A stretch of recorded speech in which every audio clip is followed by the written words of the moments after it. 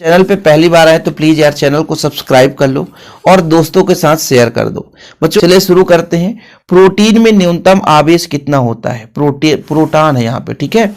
यहाँ पर इसको आप लोग प्रोटॉन बना लीजिएगा।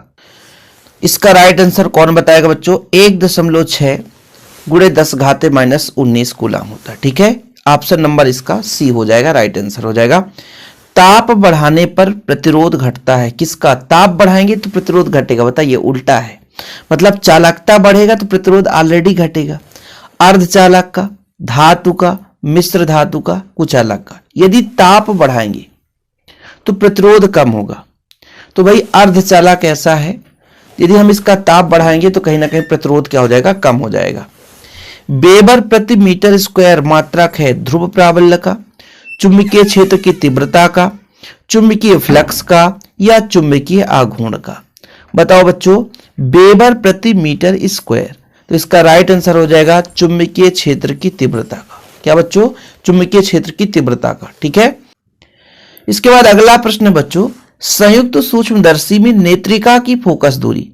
देखो जो संयुक्त सूक्ष्मदर्शी होता है वो नेत्रिका की जो फोकस दूरी होती है बच्चों, नेत्रिका लेंस के बड़ा होने के कारण अधिक होगी। क्यों? क्योंकि जो अभिदर्शक होता है, जो वस्तु के पास रखा जाता है, वो लेंस थोड़ा सा छोटा होता है, नेत्रिका लेंस बड़ा होता है।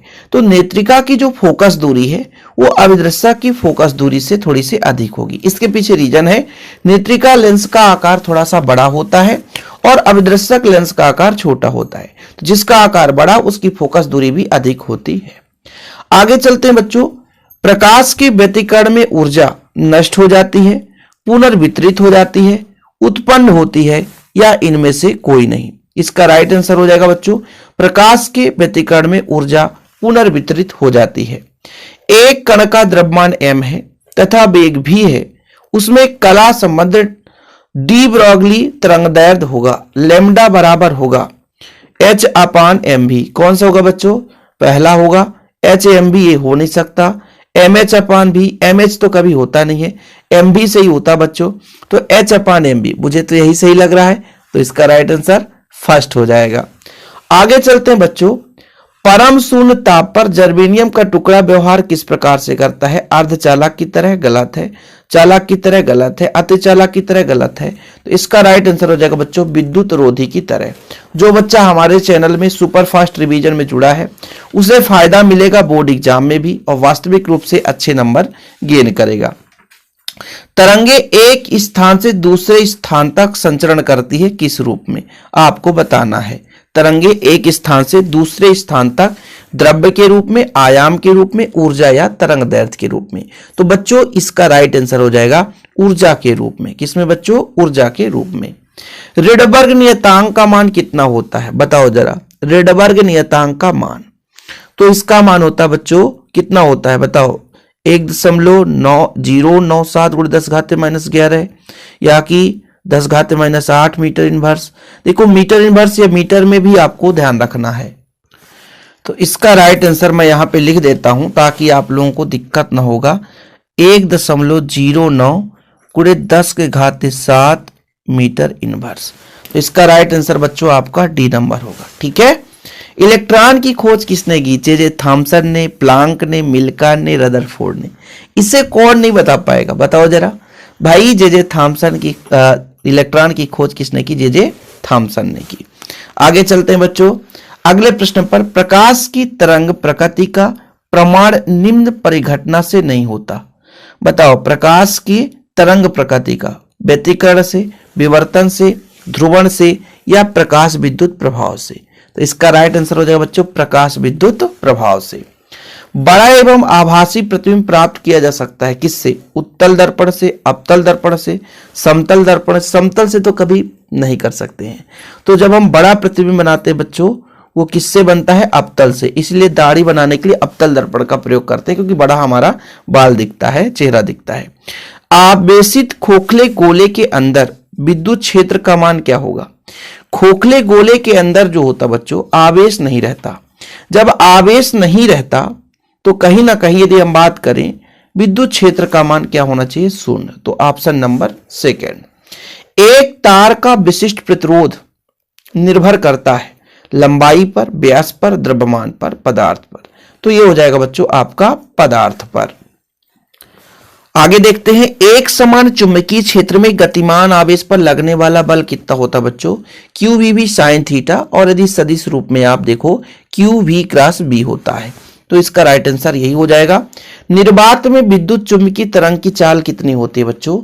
ये अपन सी बराबर under root mu naught epsilon naught, c बराबर 1 अपन mu under root mu naught epsilon naught, c बराबर ये दो, आप 3 ऑप्शन 4 ऑप्शन टोटल दिए हैं। तो इसका राइट आंसर कौन सा हो जाएगा बताओ आप लोग? इसका राइट आंसर बी हो जाएगा, सी बराबर 1 upon under root mu naught epsilon naught. तरंग सदिश को व्यक्त करता है, बताओ बच्चों कौन करता है?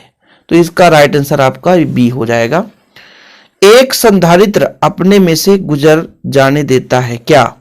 केवल डीसी को, केवल एसी करंट को, या डीसी एसी दोनों को, इनमें से, है ना तो डीसी ना तो एसी। बताओ एक संधारित्र अपने में से क्या गुजरने देता है बच्चों? तो केवल और केवल आपका जो होगा एसी करंट होगा, एसी को, है ना, अल्टरनेट करंट को। धातुओं का परावैद्युतांक कितना होता है, बता सकता है कोई? देखो धातु, जो वायु का परावैद्युतांक आपका 1 होता है, तो धातु का परावैद्युतांक आपका अनंत होता है बच्चों। क्या होता है? अनंत। ओमी प्रतिरोध किसका होता है? संधि डायोड का, ट्रांजिस्टर का, प्रकाश उत्सर्जक, तो तांबे का तार। ये ऑप्शन नंबर डी हो जाएगा राइट आंसर। सुपरफास्ट, इसके बाद रिक्त स्थान पे भी चलेंगे, टाइम लगेगा, लेकिन आज का क्लास मजेदार है बच्चों। धारावाही प्रत्येक कुंडली के केंद्र पर उत्पन्न चुंबकीय क्षेत्र होता है, कुंडली के तल में होता है, कुंडली के तल के लंबवत होता है, कुंडली के तल के 45 डिग्री पर, कुंडली के तल से 60 डिग्री पर। इसका राइट आंसर आपको बताना है। तो इसका होगा बच्चों कुंडली के तल के लंबवत। ठीक है, कुंडली के तल के लंबवत। आगे चलते हैं। विद्युत चुंबकीय प्रेरण में प्रेरित विद्युत वाहक बल निम्न में से स्वतंत्र होता है। विद्युत चुंबकीय प्रेरण प्रेरित विद्युत वाहक बल किससे स्वतंत्र होता है? फ्लक्स में परिवर्तन? नहीं, फ्लक्स में परिवर्तन होगा तभी प्रेरित विद्युत वाहक बल उत्पन्न होगा बच्चों। ठीक है, समय पर, फोटान की संख्या पर, या कि कुंडली का प्रतिरोध, किससे स्वतंत्र होता है बताना है आपको। किससे स्वतंत्र होता है बच्चों? तो ये प्रतिरोध पर स्वतंत्र रहता है, प्रतिरोध से कोई लेना देना नहीं रहता है, कुंडली के प्रतिरोध से। ठीक, एक पूर्ण चक्र में प्रत्यावर्ती धारा का औसत मान 0 होता है। ऑब्जेक्टिव में कई बार पूछा गया है, एक पूर्ण चक्र में प्रत्यावर्ती धारा का औसत मान कितना होता है बच्चों? 0 होता है। यहां पर देखिए विद्युत सेल स्रोत है, किसका स्रोत है विद्युत सेल? इलेक्ट्रॉन का, विद्युत ऊर्जा का, विद्युत आवेश का, या विद्युत धारा का? तो विद्युत ऊर्जा का। किसका बच्चों? विद्युत ऊर्जा का। इसके बाद 25 रिक्त स्थान करना बच्चों। प्रकाश इलेक्ट्रॉन की गतिज ऊर्जा आपतित प्रकाश की किस पर निर्भर करती है बच्चों? आवृत्ति पर। आपतित प्रकाश की आवृत्ति पर निर्भर करती है। तो यहां पर आपका बच्चों हो जाएगा आवृत्ति। क्या हो जाएगा? आवृत्ति। मैं लिखते चलता हूं, नहीं किसी को दिक्कत हो जाए। विद्युत चुंबकीय तरंगे हैं, विद्युत चुंबकीय तरंगे अनुप्रस्थ तरंगे हैं बच्चों। कैसा है? अनुप्रस्थ तरंगे। ठीक है, अगला है प्रत्यावर्ती धारा मापने के उपकरण धारा के प्रभाव पर आधारित है, ऊष्मीय प्रभाव पर आधारित है। किस प्रभाव पर आधारित बच्चों? ऊष्मीय प्रभाव पर आधारित है। वायु का बुलबुला जल के भीतर किस लेंस की भांति काम करता है? तो अवतल लेंस की भांति काम करता है। किस तरह बच्चों? अवतल लेंस की भांति व्यवहार दर्शाता है। प्रक्रिया में हल्के नाभिक मिलकर भारी नाभिक बनाते हैं। संलयन, नाभिकीय संलयन होता बच्चों, नाभिकीय संलयन। नाभिकीय संलयन में दो हल्के नाभिक जुड़ते हैं, नाभिकीय विखंडन में टूटता है। अर्धचालकों का प्रतिरोध अशुद्ध मिलाने पर कम होगा। अशुद्ध मिला देंगे भाई साहब तो कम होता है, यानी घटता है, क्योंकि भाई चालकता बढ़ेगी। अशुद्धि मिलाने से ही तो चालकता कहीं ना कहीं बढ़ती है। चलिए फटाफट रिवीजन करने आए हो ना, तो बोरिंग क्लास मत समझो भाई, फटाफट तैयार करते चलो। विद्युत द्विध्रुव आघूर्ण एक कैसी राशि है बच्चों? तो एक सदिश राशि है। कैसी राशि है? एक सदिश राशि है। ठीक है, चालक की लंबाई बढ़ाने पर उसका प्रतिरोध, देखो लंबाई यदि बढ़ाएंगे तो प्रतिरोध बढ़ेगा। सबसे पहली बात, किसी चालक का प्रतिरोध लंबाई बढ़ाने पर बढ़ता है, क्योंकि लंबाई के समानुपाती है। तो बढ़ता है बच्चों, क्या है, बढ़ता है। विद्युत वितरण संबंधित किरचॉफ का प्रथम नियम किस संरक्षण पर आधारित है? किरचॉफ का प्रथम नियम जो है बच्चों आवेश संरक्षण पर आधारित है। किरचॉफ का प्रथम नियम आवेश संरक्षण और द्वितीय नियम ऊर्जा संरक्षण पर आधारित है। तो ये आपके आवेश संरक्षण पर आधारित है बच्चों। किस पर? आवेश संरक्षण पर। कला संबंध स्रोतों के प्रकाश तरंगों के मध्य कलांतर समय के साथ कितना रहता है? कितना रहता है बच्चों? नियत रहता है, नियत, अपरिवर्तित रहता है। व्यतिकरण में किसका पुनर्वितरण होता है? तो व्यतिकरण में ऊर्जा का पुनर्वितरण होता है। किसका? ऊर्जा का पुनर्वितरण होता है।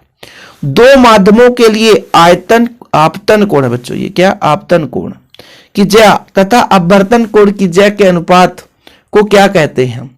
अपवर्तनांक कहते हैं। क्या बोलते हैं? अपवर्तनांक। इसे को बोलते हैं स्नेल का नियम। चलिए सुपरफास्ट रिवीजन में अगला क्वेश्चन देखते हैं। किसी अर्धचालक का ताप बढ़ाने पर उसकी चालकता में क्या प्रभाव पड़ता है बच्चों? अर्धचालक का ताप बढ़ाएंगे तो चालकता क्या होगा? बढ़ेगा। किसी भी अर्धचालक का यदि हम ताप बढ़ाएंगे तो बच्चों कहीं ना कहीं चालकता में क्या होती है? वृद्धि होती है, तो बढ़ जाती है। क्या हो जाती है? बढ़ जाती है। ज्यामितीय छाया में प्रकाश के अतिक्रमण को क्या बोलते हैं बच्चों? विवर्तन कहते हैं। क्या बोलते हैं? विवर्तन। क्या बोलते हैं? विवर्तन। आगे देखिए, संपोषी व्यतिकरण के लिए तरंगों के मध्य कलांतर होता है। संपोषी व्यतिकरण के लिए तरंगों के मध्य कलांतर कितना होता है बच्चों? तो 2 पाई न्यू होता है। 2n पाई होता है। दर्पण के ध्रुव से प्रथम मुख्य फोकस तक की दूरी को क्या बोलेंगे? फोकस दूरी, यानी प्रथम फोकस दूरी। क्या बोलेंगे बच्चों? फोकस दूरी। क्या बोलते हैं? फोकस दूरी। रेडबर्ग नियतांक का मान कितना होता है? 1.097 गुणे 10⁻7 मीटर इनवर्स। आगे देखिए बच्चों, नाभिक में न्यूट्रॉन का द्रव्यमान लगभग कितना होता है? प्रोटॉन के द्रव्यमान के बराबर। लगभग प्रोटॉन के द्रव्यमान के बराबर होता है। आगे देखते बच्चों, पीएन संधि डायोड में अपक्षय परत की मोटाई, पीएन संधि डायोड में अपक्षय परत की मोटाई कितनी होती है? कोई बता सकता है? बताओ। 10⁻6 मीटर। ठीक है, अपक्षय परत की मोटाई 10⁻6 मीटर होती है। हाइड्रोजन के दृश्य भाग में स्पेक्ट्रमी श्रेणी को सर्वप्रथम किसने देखा था? बताओ जरा। बामर ने देखा था बच्चों। किसने देखा था? बामर ने। किसने देखा था? बामर ने देखा था। हाइड्रोजन परमाणु की अधिकतम आयनन ऊर्जा, अधिकतम आयनन ऊर्जा, ठीक है, अधिकतम आयनन ऊर्जा कितनी होती है? हाइड्रोजन परमाणु की अधिकतम आयनन ऊर्जा जो होती है बच्चों, ये होती है आपका 13.6 मेगा इलेक्ट्रॉन वोल्ट। अल्फा कण किसका नाभिक है बच्चों? तो हीलियम का है ना, हीलियम का नाभिक है। उच्च तरंगों की खोज किसने की? तो डी ब्रॉगली ने। किसने की? डी ब्रॉगली ने की। फिर 1 इलेक्ट्रॉन वोल्ट कितने जूल के बराबर होता है? 1.6 गुणे 10⁻19 जूल के बराबर होता है। अब यहां पर सत्य असत्य बताना है बच्चों, ठीक है। सत्य असत्य आप फटाफट बताते चलिए। देखिए, पहला है सभी उत्सर्जित प्रकाश इलेक्ट्रॉनों की ऊर्जा समान होती है। तो इसका राइट हो जाएगा आंसर, सभी उत्सर्जित प्रकाश इलेक्ट्रॉनों की ऊर्जा समान होती है बच्चों। तो बिल्कुल नहीं, समान नहीं होती है। उत्सर्जित प्रकाश इलेक्ट्रॉनों की संख्या आपतित प्रकाश की तीव्रता पर निर्भर करती है। हाँ, जितना ज्यादा तीव्रता के साथ प्रकाश आपतित होगा, इलेक्ट्रॉन उतना ही निकलेगा किसी भी चालक से। तो बिल्कुल सत्य है। चुंबकीय द्विध्रुव की निरक्षीय स्थिति पर विद्युत विभव का मान शून्य होता है। विभव का मान निरक्षीय स्थिति पर बिल्कुल शून्य होता है। तो यह आपका हो जाएगा कथन सत्य। गामा किरणों की बंधन क्षमता सर्वाधिक होती है। गामा किरणों की बंधन क्षमता बिल्कुल सर्वाधिक होती है। भेदन क्षमता होनी चाहिए भैया, बाधन नहीं, भेदन क्षमता, ठीक है, भेदन क्षमता ज्यादा होती है। पराबैंगनी विकिरण के कारण उष्णता महसूस होती है, गर्मी कभी महसूस नहीं होती पराबैंगनी से, ठीक है, इसलिए आपका ये गलत हो जाएगा। पी प्रकार के अर्धचालक प्राप्त करने के लिए शुद्ध अर्धचालक में त्रिसंयोजी मिलाया जाता है। बिल्कुल सत्य है। पी प्रकार में हम त्रिसंयोजी मिलाते हैं, ठीक है। फोटॉन का विराम द्रव्यमान शून्य होता है। तो इसका भी आंसर फोटान का जो विराम द्रव्यमान है शून्य होता है, सत्य है। हाइड्रोजन बम की कार्यविधि बच्चों नाभिकीय संलयन पर आधारित है, ना कि नाभिकीय विखंडन पर। नाभिकीय संलयन पर आधारित है, ध्यान रखना। जो हाइड्रोजन बम होता है वो नाभिकीय संलयन पर आधारित है, विखंडन पर नहीं है। किसी आवेशित चालक पर विभव चालक के पदार्थ की प्रकृति पर निर्भर करता है। किसी आवेशित चालक का विभव चालक पदार्थ की प्रकृति पर निर्भर करता है। ये सत्य है कि असत्य है? तो ये चालक पदार्थ की प्रकृति पर निर्भर नहीं करता, इसलिए आपका असत्य है। चालक का विशिष्ट प्रतिरोध चालक की लंबाई अनुप्रस्थ परिच्छेद पर निर्भर करता है, बिल्कुल गलत है। ठीक है। हीलियम नाभिक को अल्फा कण कहते हैं, बिल्कुल सही है। अल्फा कण जो है बच्चों आपका हीलियम नाभिक ही होता है, अल्फा कण। ठीक है, कोई दिक्कत तो नहीं, यहां तक क्लियर है। अगला प्रश्न है सूर्य में ऊर्जा का स्रोत नाभिकीय विखंडन है। यह भी गलत है आपका, क्योंकि बच्चों सूर्य में नाभिकीय संलयन होता है। हाइड्रोजन परमाणु की आयनन ऊर्जा -13.6 इलेक्ट्रॉन वोल्ट होता है, तो माइनस में नहीं होगा बच्चों आयनन ऊर्जा, ये माइनस में नहीं हो सकता, माइनस में कभी नहीं होता। ठीक है, इसलिए आपका ये हो जाएगा असत्य। क्या हो जाएगा? असत्य। इसके बाद अगला प्रश्न है एन प्रकार के अर्धचालक में बहुसंख्यक आवेश इलेक्ट्रॉन होते हैं। एन प्रकार में आपका इलेक्ट्रॉन ही रहता है, ये बिल्कुल सत्य है। ठीक है बच्चों। इसके बाद परम शून्य ताप पर अर्धचालक कुचालक की तरह, बिल्कुल सही है। यदि परम शून्य ताप है तो जैसे जर्मेनियम आपका क्या है, कुचालक की तरह दर्शाता है। ठीक। प्लांक नियतांक की विमाएं आवृत्ति की विमाओं के तुल्य होती है। प्लांक नियतांक की विमा आवृत्ति की विमा के तुल्य नहीं होता, इसलिए असत्य हो जाएगा। इलेक्ट्रॉन व प्रोटॉन नाभिक के अंदर उपस्थित रहते हैं, गलत है। यह गलत है बच्चों। क्यों? क्योंकि जो इलेक्ट्रॉन है वो नाभिक के बाहर रहता है, प्रोटॉन केवल नाभिक के अंदर रहता है। चलिए आगे चलते हैं। अगला प्रश्न देखिए, नाभिकीय संलयन एवं नाभिकीय विखंडन में ऊर्जा उत्पत्ति का कारण द्रव्यमान क्षति है। भाई द्रव्यमान क्षति होगा तभी वहां से ऊर्जा निकलेगा, ये बात तो सत्य है। प्रतिचुंबकीय पदार्थ प्रबल चुंबक से प्रतिकर्षित होते हैं। प्रतिचुंबकीय पदार्थ प्रतिकर्षित होंगे, दूर जाएंगे, ये भी सत्य है आपका। ठीक है, ये सत्य है। एक विद्युत परिपथ में वोल्ट मीटर सदैव श्रेणी क्रम में जोड़ा जाता है। सदैव नहीं जोड़ा जाता, सदैव श्रेणी क्रम में नहीं, समांतर क्रम में जोड़ा जाता है, इसलिए आपका ये असत्य हो गया। इसके बाद बच्चों सही जोड़ी बनाना है आपको, थोड़ा सा यहां पर देखिएगा, सही जोड़ी का मिलान कराना है। वैसे भी आप लोगों से बन ही जाएगा फटाफट। यहां पे आपका 6 बच्चों, किरचॉफ का विद्युत धारा संबंधित नियम बताओ। ये आपका बच्चों ऊर्जा संरक्षण पर नियम पर आधारित है। ठीक है, पहला जो है आवेश संरक्षण पर और दूसरा जो है ऊर्जा संरक्षण पर है। ठीक है, तो ये हो जाएगा आपका। यहां पर मैं टिक नहीं लगाता हूं, आप लोग ध्यान देना। किरचॉफ का विद्युत धारा संबंधित नियम किस पर जाएगा बच्चों? आवेश संरक्षण पर जाएगा। द्वितीय नियम ऊर्जा संरक्षण पर जाएगा। चल कुंडली धारा मापी, चल कुंडली धारा मापी, इसका मान कितना हो जाएगा? चल कुंडली धारा मापी का इसमें जाएगा धारा के चुंबकीय प्रभाव से। बायोसेवर्ट का नियम है आपका ये, डीबी बराबर μ0/4 पाई आइडियल sin थीटा बटा r स्क्वायर। ट्रांसफार्मर अन्योन्य प्रेरण के सिद्धांत पर कार्य करता है। धारती प्रतिघात आपका 1/2 पाई FC हो जाएगा। तो इसमें हम टिक नहीं लगाते हैं, आप लोग इतना होशियार हो, कोई दिक्कत है नहीं, आप लोग इसका मिलान कर लेना। ठीक है बच्चों, आगे देखते हैं। अगला नंबर देखिए, यहां पर देखिए आपका पहला है दंड चुंबक के कारण निरक्षी स्थिति में, दंड चुंबक के कारण निरक्षी स्थिति पर, तो ये आपका निरक्षी स्थिति का तीव्रता दिख ही रहा है आपको। ठीक है, ये आपका डी नंबर हो जाएगा, दिख रहा ना डी नंबर। लॉरेंज बल QBB sin थीटा होता है, तो ये आपका सी नंबर हो जाएगा, सी नंबर हो जाएगा। धारावृत्तीय लोब के केंद्र पर चुंबकीय क्षेत्र और चुंबकीय क्षेत्र केंद्र पर मुनि बटा द्वार, याद रखना मुनि बटा द्वार, ये हो जाएगा आपका। ठीक है, प्रेरण प्रतिघात, प्रेरण कुंडली जुड़ा है मतलब एक्सियल, तो ये आपका हो जाएगा फर्स्ट नंबर एक्सियल।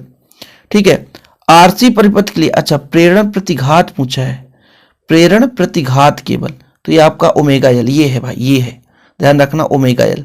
फिर RC परिपथ के लिए प्रतिबाधा, RC के लिए XC वाला हो जाएगा, RL के लिए आपका XL वाला हो जाएगा। ठीक है, कोई दिक्कत तो नहीं है, ऐसे क्वेश्चन आएंगे तो आपसे ऐसे मिलान करते बनना चाहिए, सिंपल तरीके से बच्चों। सुपर फास्ट रिवीजन में आए चैनल पे पहली बार, चैनल को सब्सक्राइब करके जाना यार, प्लीज यार, प्लीज प्लीज प्लीज। चलो, दो आवेशों के बीच लगने वाला बल कितना होता है? 1/4πε0 Q/Q2/r²। ये कूलाम के नियम से, ये पहला का F नंबर पे जाएगा।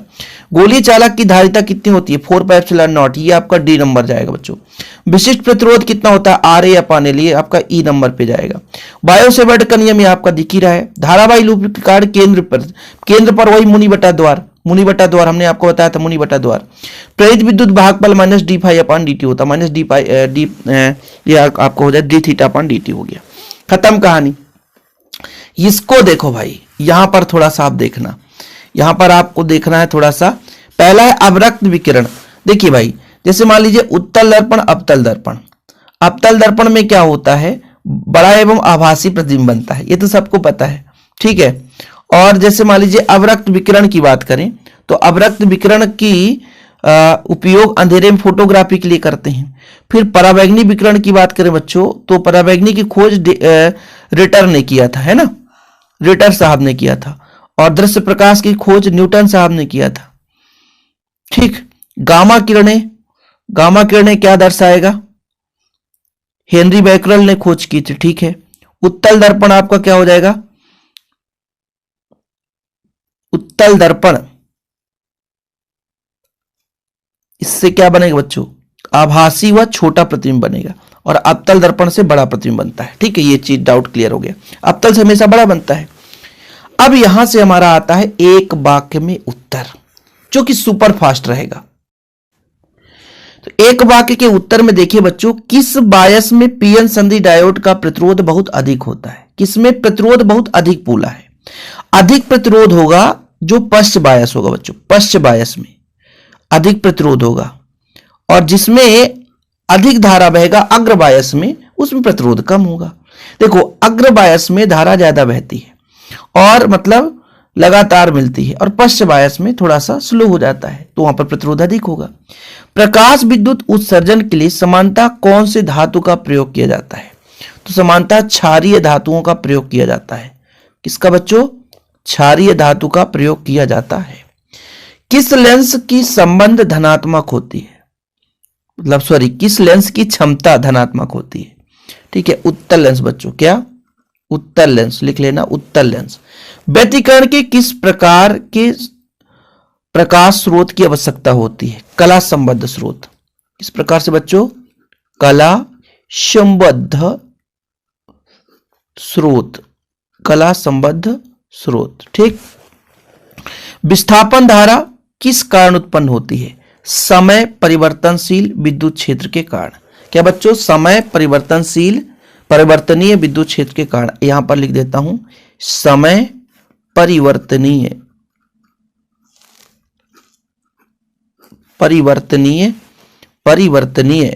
विद्युत क्षेत्र के कारण, विद्युत क्षेत्र के कारण। अगला है 1 किलोवाट आवर एवं जूल में क्या संबंध है? 1 किलोवाट आवर और जूल में क्या संबंध है? तो यहां पर मैं मान रख देता हूं बच्चों, 1 किलोवाट आवर इक्वल 3.6 गुणे 10⁻6 जूल, ठीक है। विशिष्ट प्रतिरोध का ऐसा ही मात्रक ओम मीटर होता है बच्चों, ओम मीटर, ठीक। धातुओं में ऊर्जा अंतराल कितना होता है? 0 होता है। धातुओं में ऊर्जा अंतराल 0 होता है। पीएन संधि डायोड में पश्च बायस बढ़ाने पर अपक्षय परत की मोटाई किस प्रकार परिवर्तित होगी? पश्च बायस पर अपक्षय परत की मोटाई, मतलब देखो, अपक्षय परत की मोटाई पश्च बायस, देखो क्या बोला है, पीएन संधि डायोड पर पश्च बायस बढ़ाने पर अपक्षय परत की मोटाई किस प्रकार से परिवर्तित होती है बच्चों? तो जिस प्रकार से आपका अपक्षय परत में पश्च बायस बढ़ाएंगे तो ये बढ़ेगी। क्या होगी बच्चों? बढ़ेगी, ठीक। नाभिक की त्रिज्या उसकी द्रव्यमान संख्या से किस प्रकार संबंध रखता है बच्चों? R बराबर R0 a⁻⁴ पदार्थ के कार्यफलन का मान किस पर निर्भर करता है? पदार्थ के कार्यफलन का मान पदार्थ की प्रकृति पर निर्भर करता है।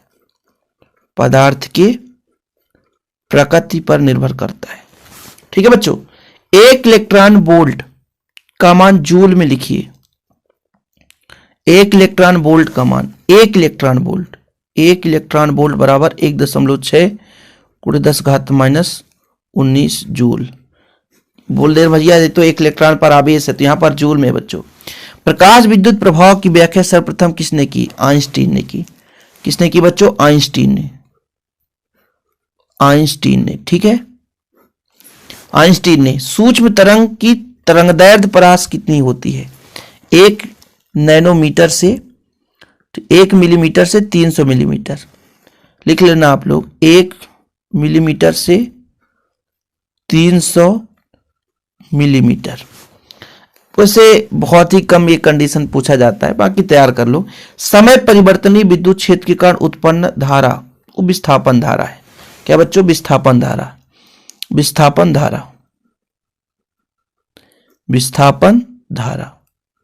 आगे चलिए, धातुओं में ऊर्जा अंतराल कितना होता है? धातुओं में ऊर्जा अंतराल कितना होता है? तो इसका आंसर हो जाएगा बच्चों यहां पर 0। ठीक है, धातुओं में ऊर्जा अंतराल 0 होता है। एन प्रकार के अर्धचालक में बहुसंख्यक आवेश क्या होता है? एन प्रकार में आपका होता है इलेक्ट्रॉन। क्या होता है? मुक्त इलेक्ट्रॉन या इलेक्ट्रॉन। यदि पी प्रकार में होल या बीबर जिसे बोलते हैं। धारिता का विमीय सूत्र m के पावर -1, l का पावर -2, t का पावर 4, a का पावर 2। ठीक, आगे देखिए, विद्युत द्विध्रुव आघूर्ण की दिशा क्या होगी? ऋण आवेश से धनावेश की ओर। इसको लिख लेना, ऋण से धन, यानी ऋणावेश से धनावेश। एक वस्तु अवतल दर्पण के फोकस पर रखी है तो वस्तु का प्रतिबिंब कहां पर बनेगा? जब बच्चों को बोला क्या है, एक वस्तु अवतल दर्पण के फोकस पर रखी है। ठीक है, तो जब हम फोकस पे रखते हैं बच्चों, तो फोकस पे जब रखेंगे तो प्रतिबिंब थोड़ा सा फोकस से दूर बनेगा, है ना। यानी जब फोकस पर रखते हैं तो प्रतिबिंब आपका प्रकाशिक केंद्र व फोकस के बीच बनता है। ठीक, तो ये सारे प्रैक्टिस करो। हम रिवीजन करने के लिए क्लास लाए हैं ताकि आप लोगों का रिवीजन भी हो, आपको बोरिंग भी ना लगे। सुपर फास्ट रिवीजन करो और चैनल पे पहली बार है, चैनल को सब्सक्राइब कर लो।